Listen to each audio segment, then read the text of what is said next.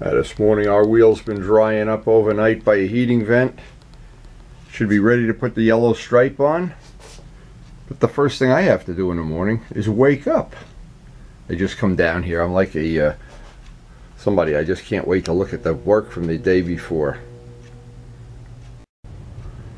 And today's project is going to be to get that yellow stripe on, the matching yellow stripe. And then we will have the basic evil twins, I guess. Oh, I gotta wake up. Boy, it's hard waking up in the morning. This helps me wake up. Just looking around at all the stuff ready. We're almost ready to put this guy back together, but I've said that every day for about a month. Just looking at the parts, I know it's coming up. The weather's been warming up a little bit. I think we'll have a good day today. It was so nice and warm yesterday. We got to run up on all the bikes. I was real happy about that. It's 29 degrees now, according to the weather, but it's going to 40. We'll definitely get the paint this afternoon. And every day the temperatures are getting warmer, warmer, warmer, and I'm getting more and more excited about getting this guy put back together. It's coming. But the one thing I don't want to do any compromising, any shortcuts that are going to compromise the quality. I want this to really be as good as I can make it. And the wheels, I always say the wheels, first it's the paint job, then it's the wheels. If you have both of those on a motorcycle, you've probably got it pretty customized to your taste. And these old bikes that I'm lucky to have, they are truly my children. They don't get traded, they don't get flipped, they don't get eBayed.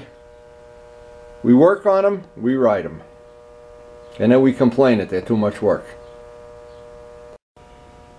And that's the part of any restoration. You really do a restoration for yourself. I can't picture doing this work and then selling a motorcycle. I would have to, I know some people do, but it wouldn't work for me. I just like doing the work and then keeping a motorcycle forever.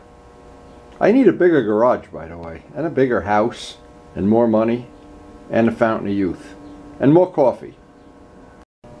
So I often wonder, if you're a farmer, in the morning you run out to the hen house and check the chickens and get a couple eggs and milk the cow, or I don't know what you do if you're a farmer. I'm not a farmer, but I know I come out to my garage and this is how I start my day.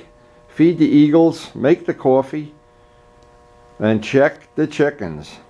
And boy, these chickens, you couldn't have a nicer set of chickens. There's some nice chickens here. Anyway, I've rambled long enough.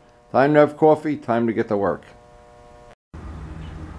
And the last little vestiges of snow from place to place in the yard. I'm sure in the next couple days it's going to go up over 40. And that'll be the end of the snow, but we're ready to get some work done on that work table. Boy, if you only knew how much work got done on that work table. If that table could talk.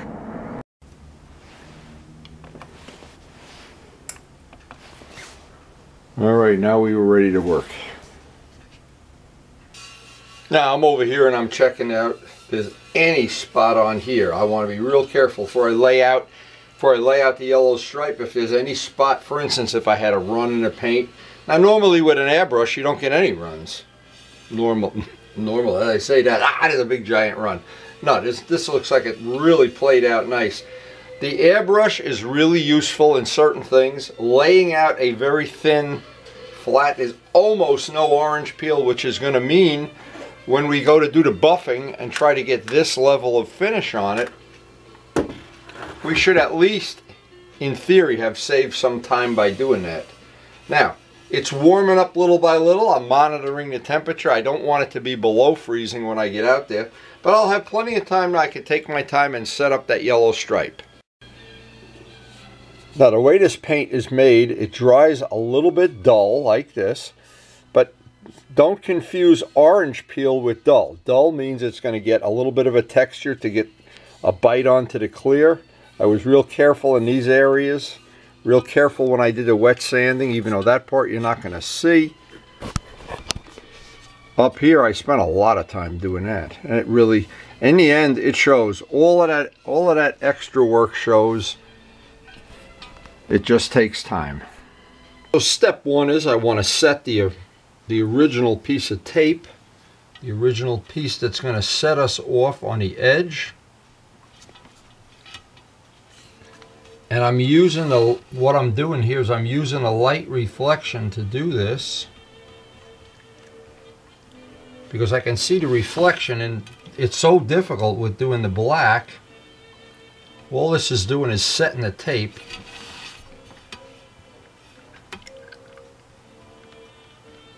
And this is the kind of thing you can go back and forth until you're happy with it.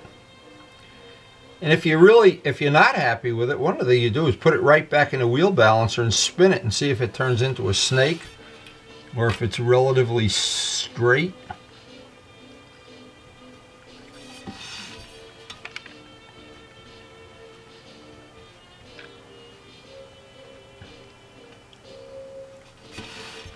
Just takes time. Everything just takes time. It's the reason not everybody's so busy on their cell phone and on Facebook, they don't have time to do this stuff.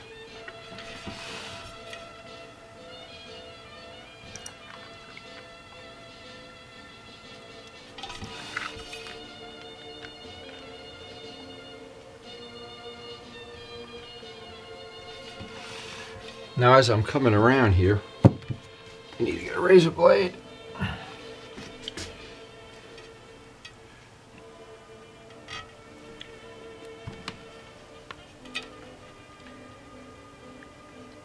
Anyway, the nice thing about tape is you just, as you work it, and as the day goes by, I'll get more and more comfortable doing it, more and more relaxed, and it goes. In the beginning of the day, it seems like until like coffee kicks in, you've got to go back. I've got to go back and forth over and over and over. By the end of the day, a lot easier. So now, all that tape is doing is setting a stripe that we're actually going to use off 1/8 of an inch. Now we're going to put a piece of 1/8 inch tape that will be the stripe, and what that piece of tape is going to do is set the outer stripe. So now what will happen is when I pull out the middle stripe, there'll be 1/8 of an inch where we actually want to paint the yellow wheel stripe. Relatively simple way to do it, just takes time. I think would make this job a little bit easier if the tape, when we used to use the regular masking tape that was masking, you could see it against the black wheel, but I guess we don't have that choice right now. All right, so this is the tape that's going to come out. So I want to be real accurate with it.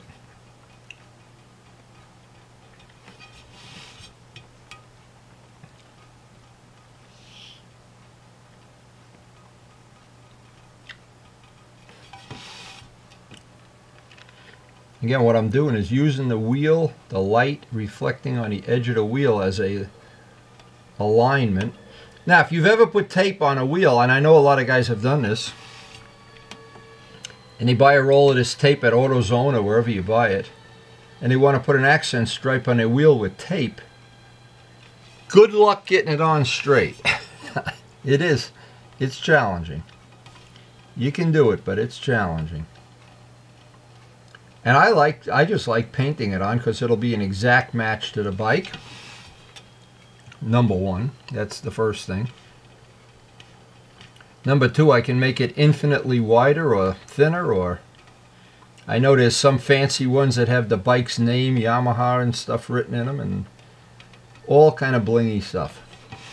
But I think just having that thin 1/8 inch stripe around like the RD has, that's almost universally accepted as at least that's what I like.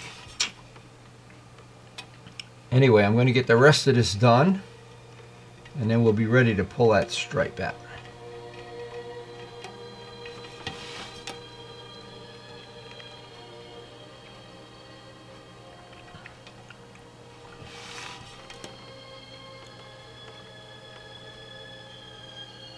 See what happens as the day is going by, even now, you just get your rhythm going, and it's like I don't know. The second side always goes a lot faster than the first side.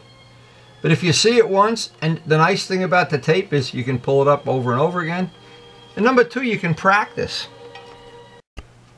So now, just to be clear, now the first run is setting the stripe. This piece will come out. Now the next piece we put on is going to be the other side of the stripe. I'm going to try to do that with 1/4 inch because I want it to go up around if I can possibly do it. And these seem exactly the same, but sometimes they're not, and sometimes you just can't get it to seal nice up on that corner. So I'm going to have to play around with that a little bit. Once those both sides are sealed, I can pull that middle piece out.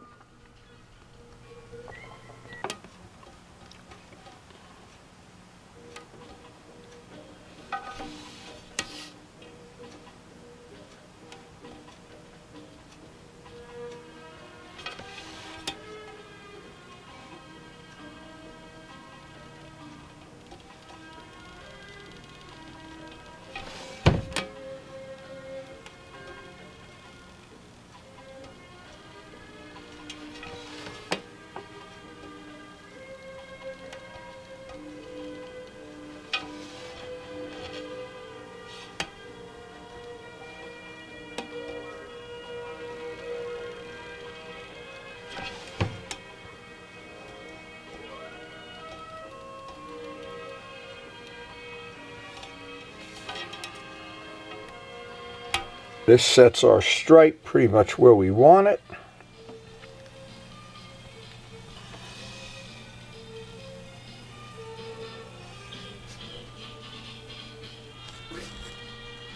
Now, if I look at that, do I have the right? No, that's what I'm looking for, and it's a pretty good match. Now I can get ready to do the back masking. Now, to set the outer edge of the back masking, rather than trying to bend the tape, and what happens is when you do that, it just wrinkles up and there's always a place where it doesn't sit right. I'm going to do it in a bunch of little spots, about 3 inches apart. This makes for a better, because you don't have as many wrinkles, a much better seal around the end. And all I need to do is seal that lip on this side. The other side, I'll use a piece of tin foil. But first I'll do the other side so that I'm not wrinkling that tin foil up. The tin foil will be the last thing. And this goes relatively quickly and a lot better than if you try to take one piece and go around. It just wrinkles all up and it makes a mess. Okay, that side is all we're done there. Okay, so the next thing is I'm going to flip it over and repeat these same steps so that I have this all set on the other side of the wheel, and then we'll be ready to back mask this piece right here on the inside with the foil. Now, I always want to thank Walt Gray, who years ago when we were modeling together, he was a custom car painter in California and shared with us the technique of using tin foil to back mask on model airplanes. It's worked well on motorcycles too. Just worked well, period, as most things like this do. Something that works usually works well on a lot of different things.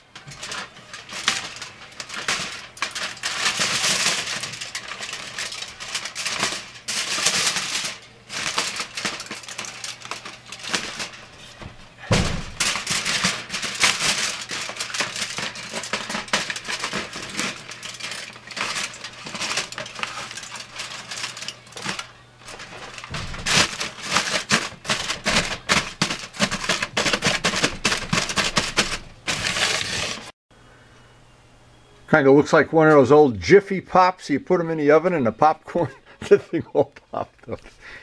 You can tell how old I am. Jiffy Pop. You might have remembered on a previous video we did this in detail. I don't want to go through that again. But what I did, this is the matching paint that matches the FZR. What I did, I poured off a little bit of the, without shaking it up, I poured off a little bit of the binder. And now I can put it right back because I'm done with it. Now what that means is it's decanted. And what I did, I poured a little bit of the paint that has the extra pigment into my jar. And see what I've marked it is, it's a decanted for the airbrush. Now when I'm doing something like, I wouldn't want to paint the whole wheel like this, but this stripe is going to go over black. So I don't want to paint it white and then yellow. That's going to be a problem too. I don't want the paint to build up 1/4 of an inch thick. I want it to cover in as thin a paint level as possible so I can bury it in a clear. So this is now called decanted paint, and on the previous, there's a previous video that tells all about it in detail. It's something modelers use all the time. It's something that I've used all the time, and I've used for a lot of reasons, but in this case it's a perfect place to use decanted paint. Now that means that this paint in here actually has extra binder. It's no problem. This is not a critical thing, but because the only part we have left to paint on this is going to be let's be honest, let's hope we don't drop the bike or put it in a ditch or something. Anyway, so this decanted paint can go in the Iwata airbrush and should give us pretty good coverage. The binder, I poured it out. We're basically done with this now. We don't need, see, these formulas are not super critical. And what the paint companies do, and I'm sure every company does it, they minimize the amount of pigment in paint. You ever notice some car paints don't cover the way they should? Reds, yellows. They minimize the pigment. That saves them money. Well, I'm not interested in saving money right now. I want coverage in as thin a coat as possible. Now, you can't overdo this. You can't pour off all the binder and just use pigment, or it's not going to stick. So anyway, there's a balance point. I detailed out what I knew about it from doing it for over 50. It's a trick we've used for over 50 years here, and on modeling. And this is now decanted yellow paint for the Iwata airbrush. We've used our Iwata airbrush for so many things, and it seems like we're using it more and more as time has gone by. There's advantages to using an airbrush, but the only disadvantage I can see so far is that I may have to fill this up 2 or 3 or 4 times. I don't know. Second of all, I don't care. Time is not of the essence. If I was doing this to make money, well, you'd want to do this some quicker way. We're building a pyramids here. We're not getting paid. So we're ready to go outside. It's just gotten up above freezing, so we want to get at least 3, maybe 4 coats of yellow on this, about 20 minutes apart. That'll probably consume most of the rest of the day.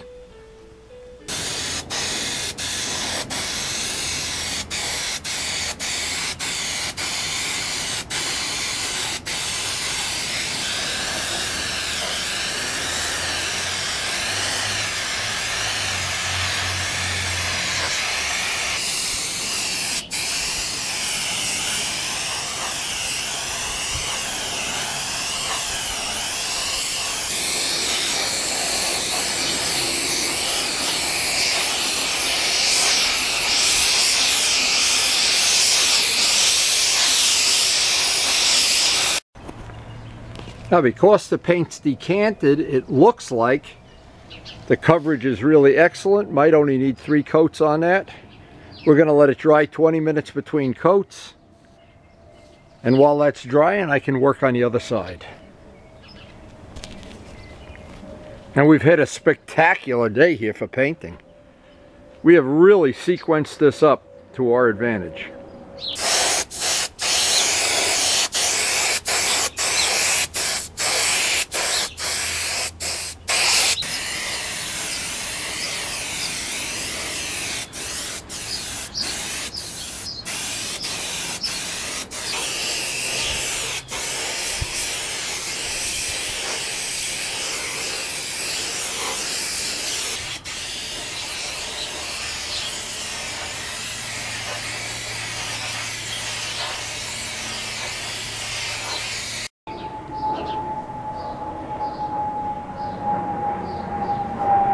Now, of course, the only pain in the neck about the whole thing is having to refill the airbrush every so often, but a small price to pay to have that very thin, high coverage coat of paint that we're looking for. Now, with all these coats on, this is the end I think that yellow is just, that decanted paint just worked great. It just couldn't be any better. Now we're going to let this dry overnight. We're basically at the end of the day here. And that's gonna dry right up. And here's the whole secret: decanting the paint. Worked great for us. I hope it works for you too. So I hope you enjoyed the video. We had a good painting day today. This is gonna dry overnight. I think tomorrow, if the weather's like this, we'll get all the clear on. Oh boy. And then we are really on the end of this restoration. The assembly, as we're just hitting it at the right time, the weather's warming up, parts are ready to assemble, and we're coming up on riding season here. I didn't restore this bike so I could look at it and keep it as a trailer queen. I wanna ride the hell out of it. Okay, so another day. I hope you enjoyed the video. Thanks for watching. You ready to go bowling? Yeah. Okay, now be careful. Show me. Let's go. No, don't throw it. Roll it. Roll it. You don't. Oh! I'll do it. There's the ball over there. Get the ball. Okay, let's see. There's no ball. Oh, I can't wait. Let's see it go. Ah! Let's see.